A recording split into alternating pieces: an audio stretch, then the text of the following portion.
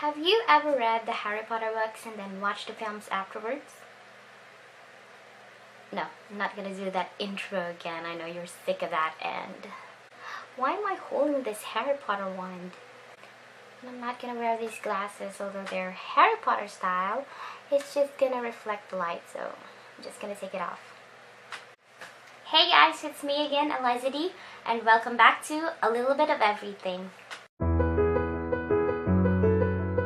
Today we're gonna read a scene from the book Harry Potter and the Prisoner of Azkaban. For me, this scene should be in the movie because it tells us about the true meaning of friendship. Of course, aside from the friendship of Hermione, Harry, and Ron. I put the link of my other videos on the topic. That scene should be in the film Harry Potter editions on the description box below. Feel free to watch them if you like.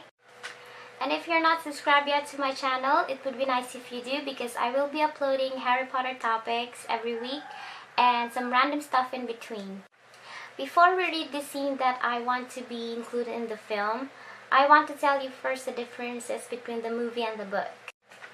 Crookshanks, Hermione's cat, has a very close friendship with Sirius Black. Harry's firebolt was already sent to him after the Nimbus 2000 broke, not after meeting Sirius.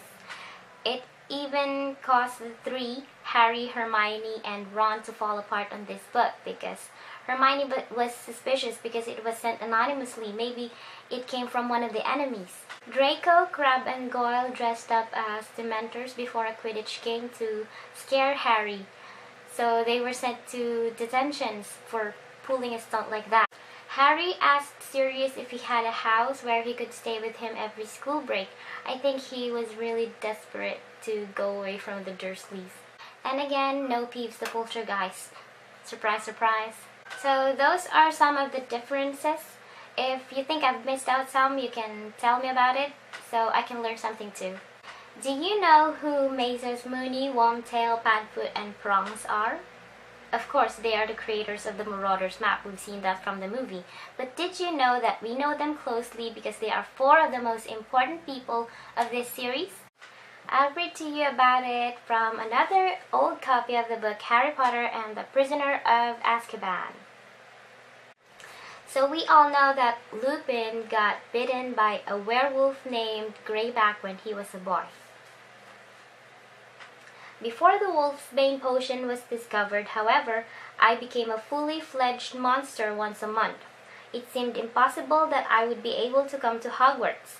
Other parents weren't likely to want their children exposed to me. But then, Dumbledore became headmaster and he was sympathetic. He said that as long as we took certain precautions, there was no reason I shouldn't come to school. Lupin sighed and looked directly at Harry. I told you months ago that the Whomping Willow was planted the year I came to Hogwarts. The truth is that it was planted because I had to come to Hogwarts. This house, Lupin looked miserably around the room. The tunnel that leads to it, they were built for my use. Once a month, I was smuggled out of the castle into this place to transform. The tree was placed at the tunnel mouth to stop anyone coming across me while I was dangerous. My transformation in those days were terrible. It is very painful to turn into a werewolf. I was separated from humans to bite, so I bit and scratched myself instead. The villagers heard the noise and the screaming and thought they were hearing particularly violent spirits. Dumbledore encouraged the rumor. Even now, when the house has been silent for years, the villagers don't dare approach it. But apart from my transformations, I was happier than I had ever been in my life. For the first time ever, I had friends. 3 great friends. Sirius Black, Peter Pettigrew, and of course your father, Harry, James Potter. I was terrified they would desert me the moment they found out what I was. But of course, they, like you, Hermione, worked out the truth. And they didn't desert me at all. Instead, they did something for me that would make my transformations not only bearable, but the best times of my life. They became Animagia. They could each turn into a different animal at will. But how did that help you? Said Hermione, sounding puzzled. They couldn't keep me company as humans, so they kept me company as animals, said Lupin. A werewolf is only a danger to people. They sneaked out of the castle every month under James's invisibility cloak. They transformed. Peter, as the smallest, could slip beneath the willows, attacking branches and touch the knot that freezes it. They would then slip down the tunnel and join me. Under their influence, I became less dangerous. My body was still wolfish, but my mind seemed to become less so while I was with them. Well, highly exciting possibilities were open to us now we could all transform. Soon we were leaving the shrieking shack and roaming the school grounds and the village by night.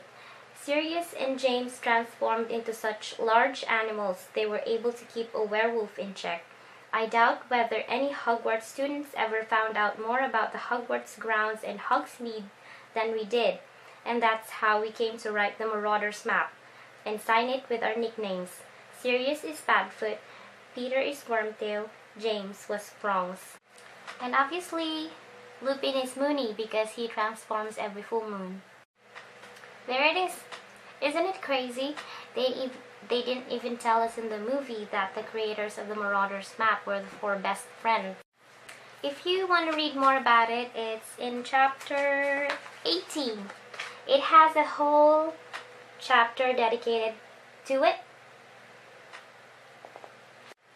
And again, please do tell me in the comments if you think this should have been included in the movie. It's a very important part of it. I don't know why they left that out. See you again on my next video. That scene should be in the film Harry Potter and the Goblet of Fire with the dreamy Cedric Diggory. Oh my god, I'm so excited. Bye guys.